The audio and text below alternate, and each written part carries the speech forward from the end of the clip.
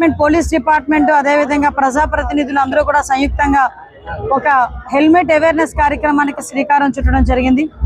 దురదృష్టవశాత్తు హెల్మెట్లు లేకపోవడం వల్ల ఈ నెలలో సుమారుగా పాయకరావుపేట ఒక్క నియోజకవర్గంలోనే దగ్గర 15 నుంచి 18 మంది లిటరలీ ఇప్పుడు మృత్యువాత పడడం జరిగింది. దీన్ని దృష్టిలో పెట్టుకొని ఎట్టి పరిస్థితులను ఫర్దర్ గా జరగకూడదు.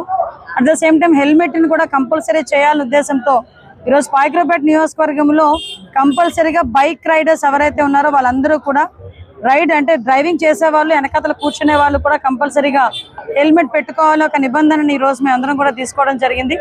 దానికి సహకరిస్తున్న పోలీస్ డిపార్ట్మెంట్ కి ప్రత్యేకంగా నేను ధన్యవాదాలు తెలియజేసుకుంటున్నా. ముఖ్యంగా ప్రజాప్రతినిధులందరూ కూడా గ్రామ స్థాయిలో వెళ్ళి ప్రతి ఒక్కరికి కూడా ఈ హెల్మెట్ మీద అవేర్నెస్ కార్యక్రమానికి వాళ్ళు కూడా శ్రీకారం చుట్టాలని, ప్రతి ఒక్కరు హెల్మెట్ ధరించే విధంగా వాళ్ళు పాటుపడాలని మనస్ఫూర్తిగా కోరుకుంటున్నా. ప్రజలకు కూడా ఏంటంటే 2 లక్షల రూపాయలు పెట్టి ఒక బండి కొనుక్కుంటే 300 రూపాయలు పెట్టి హెల్మెట్ కూడా తప్పనిసరిగా కొనుక్కునే పరిస్థితి రావాలి.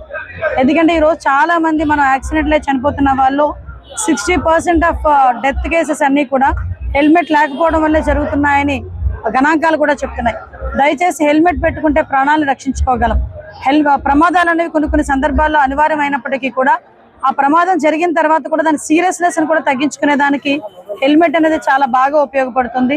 తల్లిదండ్రుల దగ్గర నుంచి ఉపాధ్యాయుల దగ్గర నుంచి ప్రతి ఒక్కరు కూడా పిల్లలకి కూడా బండి స్పీడ్ వెహికల్ కొనిచ్చేటప్పుడు కంపల్సరీగా హెల్మెట్ పెట్టుకుంటేనే బండి తాళాలు ఇస్తామనో బండి నడపడానికి అనుమతిస్తామన్న విషయాన్ని కూడా తల్లిదండ్రులు కూడా చెప్పుకోగలగాలి.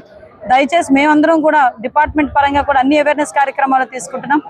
దానికి ప్రజలందరూ కూడా సహకరిస్తారని మనస్ఫూర్తిగా కోరుకుంటూ హెల్మెట్ ధరించండి, ప్రాణాలను కాపాడుకోండి.